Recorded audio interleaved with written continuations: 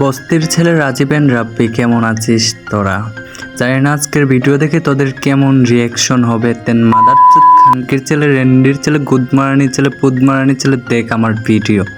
অনেক দিন ধরেই দেখতেছি তোদের বাড়াবাড়ি, দেন কিছু বলতেছি না, দেন আজকে তোদেরকে আমি বলবো। ও আরেকজনের কথা তো বলতে ভুলেই গেছিলাম, দেন আমার এক্স নীলা, তোদের দুইজনের মাগি।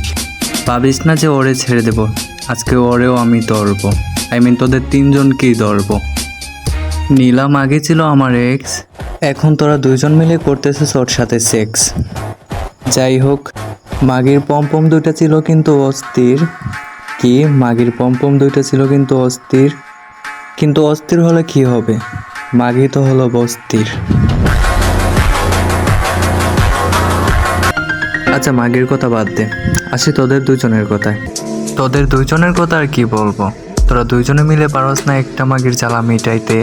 কি তোরা দুইজনে মিলে পারস না একটা মাগির জ্বালা মিটাইতে? এজন্যই তো তোদের দুইজনের মাগি আমার বন্ধু মামুনকে SMS দিয়ে বলে চলো লিটনের ফ্ল্যাটে।